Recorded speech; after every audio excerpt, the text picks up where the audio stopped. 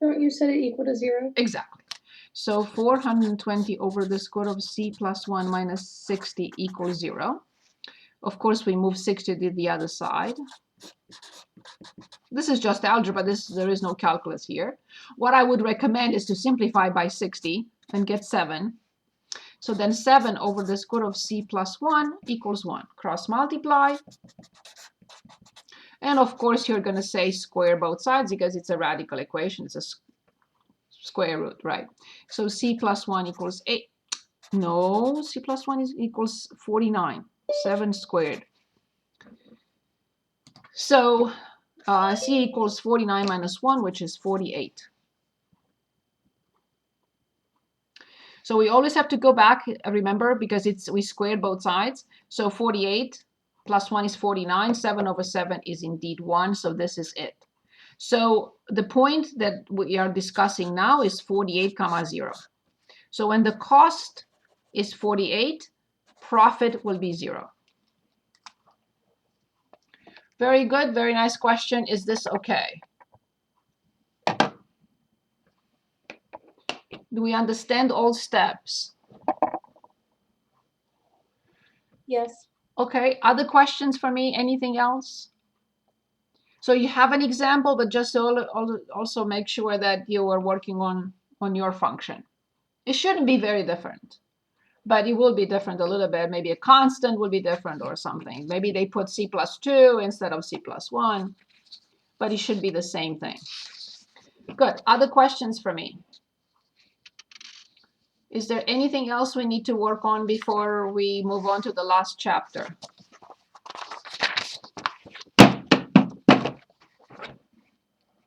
Okay, last chapter. Which page am I on? 5. Chapter 6. In chapter 6, we're going to look at functions that have more variables than just one. So functions of several variables.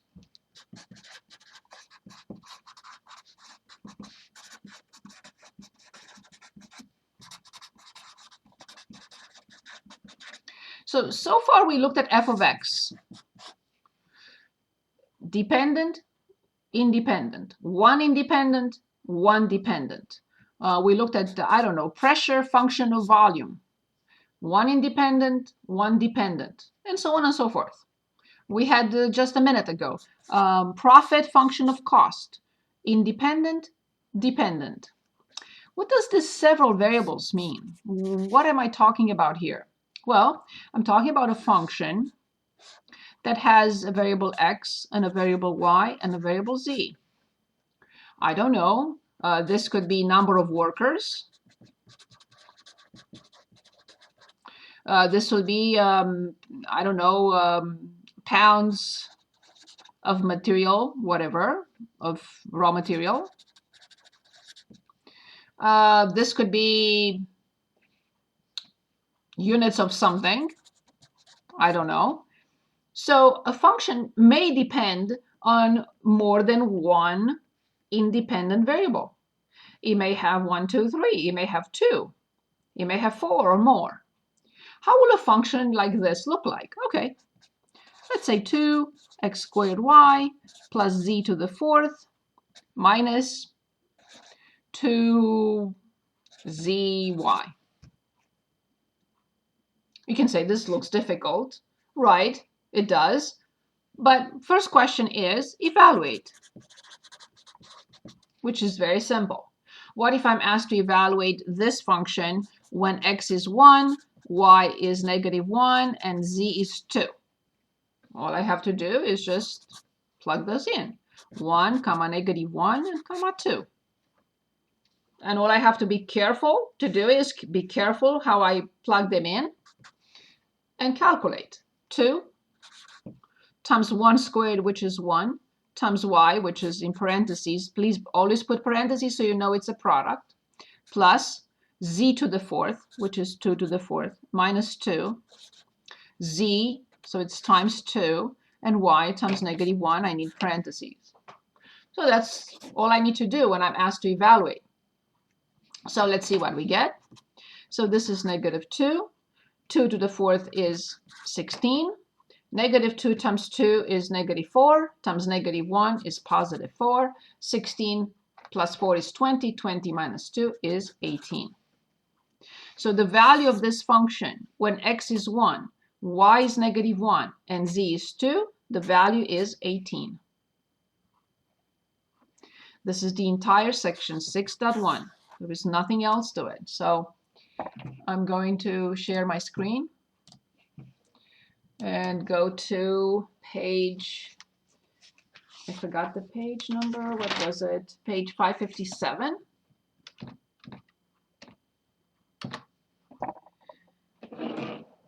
And let's see.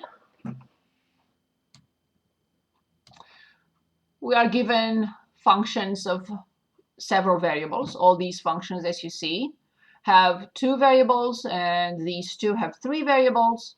All we're asked to find is evaluate. And the other thing here, finding the domain. So that will be the next step right here. So let's choose a function. All the word problems are the same. We are given a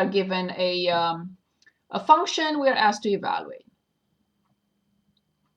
So let's choose. If you don't want to choose, I will choose 7. If you want to choose something else is good too. 7 is good. Okay, so 7 on 557. And we have f of x and y and z. They're giving us 2 to the x plus 5zy minus x. And they're asking us to find which one would you like to find? F of 0, 1, negative 3, or f of 1, 0, negative 3? Because they're the same. So which one you want to pick? We can do the first one. The first one. So 0, 1, negative 3. Perfect. So let's evaluate. 2 to 0 plus 5 times 1 times y. No? Yes, it is y. Yes, they're reversed. Okay, negative 3. Perfect. So this is z and this is y. And minus x, minus 0. How much is 2 raised to 0? 0. Careful. 2 raised to 0. 1. 1. Yes, perfect. So this is 1. 5 times 1 times negative 3. That is negative 15. And minus 0 is 0. So this is negative 14. So the value of this function when x is 0, y is 1, z is negative 3 is negative 14.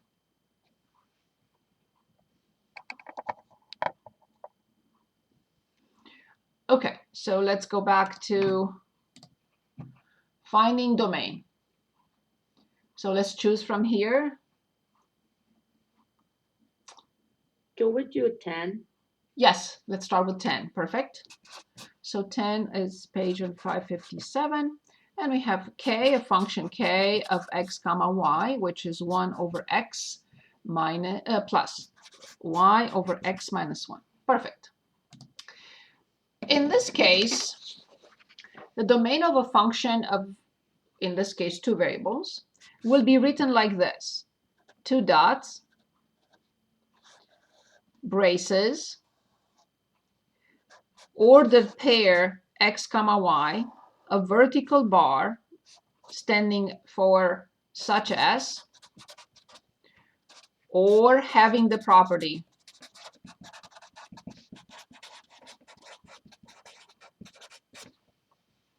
So the domain for such a function of 2 variables consists of ordered pairs x comma y such that, and now we'll analyze. Let's analyze first the first fraction. What will you say about the first fraction? This is all algebra basically. There is no calculus here at this point. What will you say about the first function? The first fraction. It exists only when? X is not 0. Excellent. Now let's see the second one. The second one exists when? X minus 1 is not 0. Good, which means x not equals 1. Perfect. Good. Is there any restriction for y? No. We never state restrictions for a numerator unless there is a square root. If I change the problem and put a square root over y, then I will also have to write y greater than or equal to 0. But that's not the case here. There is nothing. So that's it. These are the only conditions. That x is not 0 or 1. This is it. That's the way we present the domain. There are no other restrictions here. There is a restriction on x. It cannot be 0. There is another restriction on this x. It cannot be 1. So the domain, again, is red.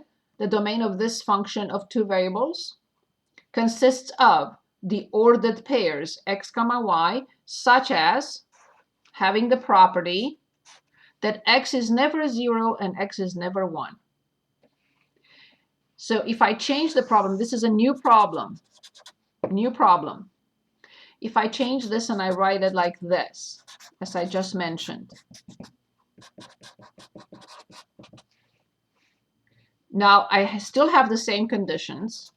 X and y, x cannot be 0 or 1, but this time I also have to add that y has to be greater than or equal to 0.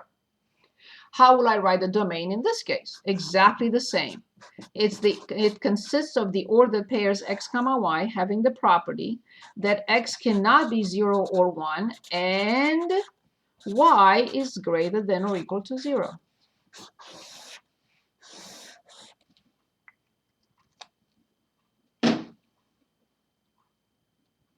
Okay, so let's look at another and move on. I would like to choose 11,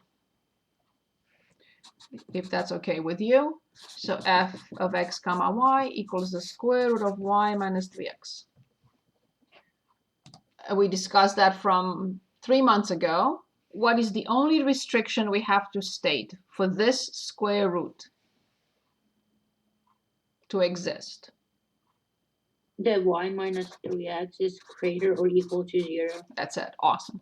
So that's all. We don't have to do anything. You can, if you want to move this to the other side, it doesn't matter. You can keep it like this or keep it like this. And it's x comma y having the property, it doesn't matter which one you want to write, that y is greater or equal to 3x. This is it.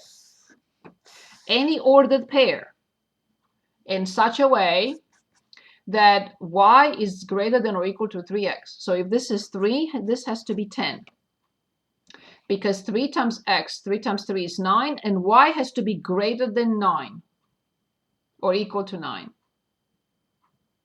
So any other ordered pair will be part of the domain as long as this condition is fulfilled.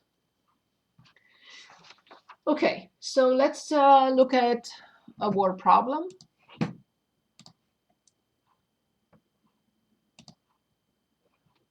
Oh, I don't know if you want to choose this one.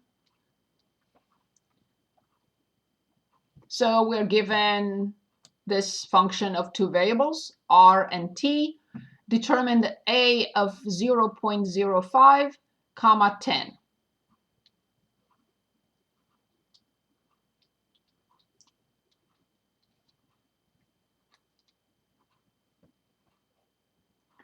So, okay, that doesn't appeal. Okay, so let's look at something else. We're only asked to evaluate. So how will I evaluate a function like this of 1, 2, 3, 4, 5 variables? I'm given the expression and I'm asked to find v of 1, comma 100, comma 0.0075, comma 0.0025, comma 0.05. Is 19 okay? Yes. Okay, so let's look at 19. And that is on 558. So we have v of L, P, R, lowercase r, and v. This takes longer to copy than calculate. Okay, perfect. So they're asking us to find v of 1, 100, 0.0075, 0.0025, and 0.05. All we have to do is just be careful how we plug it in. That's all. P is the second one, so 100. 4. L is the first one, 1. We can skip. V, so times 0.05. R is the third one, 0.0075 squared minus lowercase r is the third one, the fourth one, minus 0.0025 squared. Be very careful how you plug this in. If you don't put parentheses, you're not going to get the correct answer. So parentheses for 100 divided by 4. I would put parentheses again myself. 4 times 0.05, close. And then close for the entire fraction. Open again. 0.0075 squared minus 0.0025 squared. And close. So the answer is You put 2.4 instead of 2.5. Whereas yes, I see. Yes, thank you so much. Yes, I did. Thank you so much. Okay, enter. Thank you. Okay. That's it. That's even better. Thank you. Good. So that's the answer. Okay. In section 6.2, when we first started with functions of one variable, what was our next step? And we discussed this and we still talk about this over and over. What did we do to this function? What did we determine? After we have the function, what did we determine before chapter 6? That was the major topic of the entire class. What did we do to all these functions? What did we determine for them? The derivative. Yes, very good. Good. And then what was the major issue here? What did we do with the derivative? Why would we even bother? What was the major topic that we discussed? Other than graphing and so on and so forth. But in all word problems, we're asked basically, given the function, we differentiated, and what did we want? What we were after. Yes, but specifically what? Yes, that's the rate of change. But what did we do with the rate of change? We were using integrals for it. That's past that. That's after it. What did we do with the derivative? Why did we even look at the derivative? Who cares about the derivative? But the derivative gives us something very important for the function. It tells us something super important about the function. It helps us determine its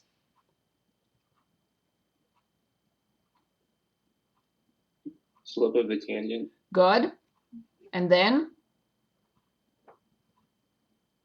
what were we after for these functions? If it's profit, if it's revenue, what were we after? What did we want to find? Value. Yes, but which one? Profit, Say it again. marginal value. Yes, that was the derivative. What did we do with it? Remember that procedure with the critical number. Why did we find the critical number? Why did we set it equal to 0 and undefined? What for? To find something important about the function. To find its Minimum or maximum? Exactly. So we had the function, we found its derivative, and the biggest purpose was maximum profit, minimum cost, right? That was our purpose, initial, like 80% of the course. Awesome. Now we have a function of x comma y. What do you think we're going to determine next? Derivative of it. Yes. And what do you think we're going to determine next for this function of two variables? Only two. We're not gonna, for finding the derivative, we're only looking at 2 in association with the min-max. And then we want to find the min-max. Exactly what we did with a function of 1 variable. We want to look at the function with 2 variables. Of course, the derivatives of functions of more than 2 variables, yes, we're going to look at those. But when it comes to max min, we're only going to look at functions of 2 independent variables. So in 6.2 plus 6.3, this is what we are going to look at. We are going to look at functions of 2 variables or more. We're going to find their derivatives. And of course, we're going to find their max min. And that's where the course ends. There is a section of 6.4, which is only with TI-84. It's an application. Applications of functions of several variables. And this is just one line with a graphing calculator. So this is where the course ends. We're going to look at functions of 2 variables. We're going to differentiate them, and we're going to find if they have max or min. But first things first, we have to differentiate them.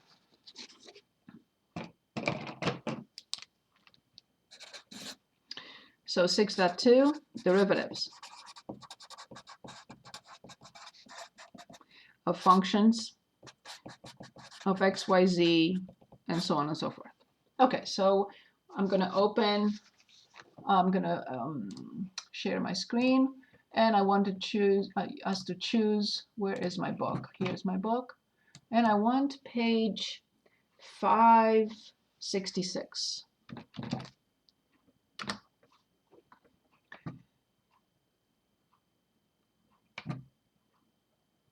Okay. Don't look at the symbols just yet. I have not explained that. So let's choose a function. So here's a function, z of 2. So this is equals. It's a function of 2 variables, x and y. And it equals 2x to the third plus 3xy minus x. I'm going to copy that. Z of x comma y equals 2x cubed plus 3xy minus x. Okay. This was easier. Why was it easier to find the derivative and the min-max? Because we only had 1 variable. Here we have 2 variables, and we cannot differentiate with respect to both variables at the same time. It's not possible. So when we had a function f of x, we said we are determining f prime of x or dx or dy over dx. And this was a normal d.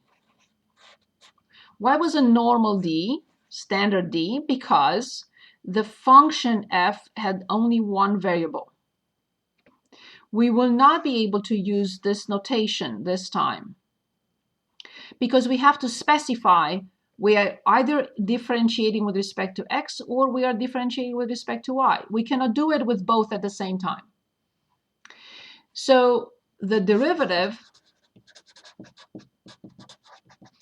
of z x comma y is called partial derivative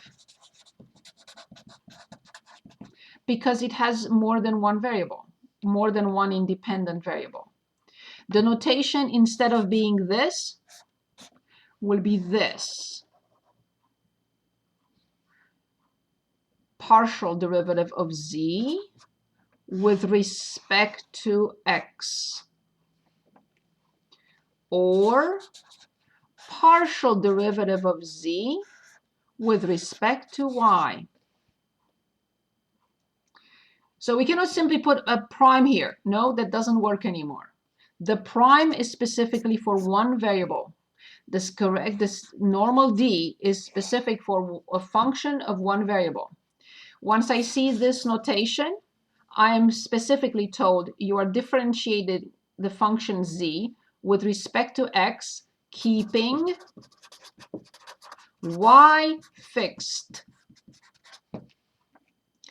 When I look at this symbol, I know I am told to differentiate function z with respect to y keeping all the other variables, not just y, right? Any variable, keeping x in our case fixed. In other words, constant. That's what fixed means. So let's try. I'm going to copy the function one more time.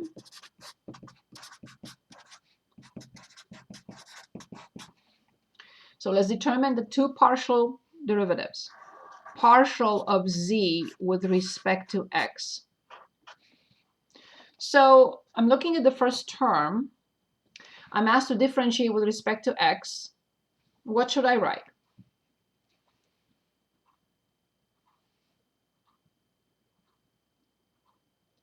Six x squared. That's it. Moving on to the second term. I'm asked to differentiate this with respect to x, keeping 3 and y fixed. When I differentiate x, what do I get? 1. Okay. But these are the constants. They have to be fixed, kept as fixed. I'm here now. I differentiate with respect to x. What do I get? -1. That's it. So this is the partial derivative, partial derivative of z with respect to x. And you're going to see in a moment what are we doing with these partials. dz over dy. Back to the original problem. I'm differentiating this with respect to y. What do I get?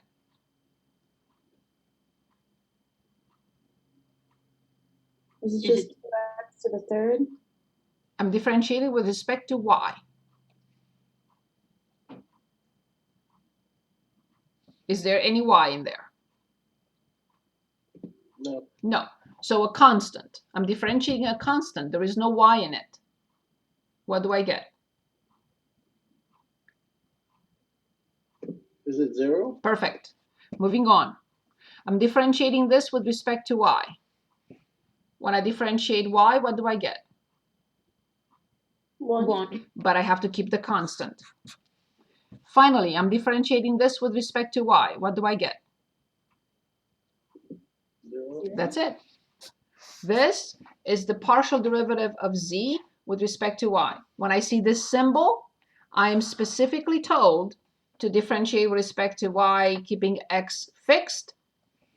And also I am told that z has other variables in addition to y in it. Okay. What about second derivatives? Second order partial derivatives. Again, we cannot put the prime or the double prime on these functions. We have to do this. d2z over dx2 or d2z over dy2. Before we continue with this, I want to come back here. We don't really like this notation because it's a little bit cumbersome. We like a short notation, which is this. So fx means we are differentiating this function with respect to x, but this means a partial derivative. What do you think this will be denoted by? Y. Yes, fy. The same thing, we have short names for these two. fxx. We are differentiating with x, partial with x, and then again with x. Same thing here. What do you think this will be? fyy. And we also have something called fxy and fyx. What will this be? I differentiate with x first and then with y. And then here I differentiate with y first and then with x. So since we have an example here, let's also determine the second derivatives. I'm going to copy them so I don't have to go back to this page. So we determined that fx was 6x squared plus 3y minus 1, and we determine that fy is 3x. Perfect. So now we want to determine those second derivatives. Okay, so we want from here, we want to determine fxx. In other words, we are differentiating this function with respect to x only. First step. We want to differentiate this with respect to x. It's 12x. Good. Then we want to differentiate this with respect to x. It's 0. Perfect. We want to differentiate this with respect to x. It's 0. Perfect. Awesome. Now we want to differentiate this with respect to y. 0. That's it. Now we want to differentiate fxy. We already have fx. This is done. Now we want to differentiate this with respect to y. Let's differentiate this with respect to y. 0. 0. Let's differentiate this with respect to y. 1. With respect to y, It's just 3. it's just 3. Let's differentiate this with respect to y. 0. 0. Finally, we want to differentiate fyx. We have fy. This is done. But now fy, we wanted to differentiate it with respect to x. What do we get? 3. That's it. Please always note, must be the same. fxy, fyx have to be the same. We're going to practice this. And the question is, why? Why are we finding fx, fy, fxx, fxy, fyx, fyy? For this. Finding min-max for functions of two independent variables requires these derivatives, partial derivatives, and the min-max is determined using what is called the d-test. The d-test. We didn't have a test here, but it's pretty much the same. We had a test. What was the test? Finding the critical numbers, setting them equal to 0 or undefined. The same idea, slightly more involving, as there is a d-test that I want to talk about. So let me see, how am I with time? Yeah.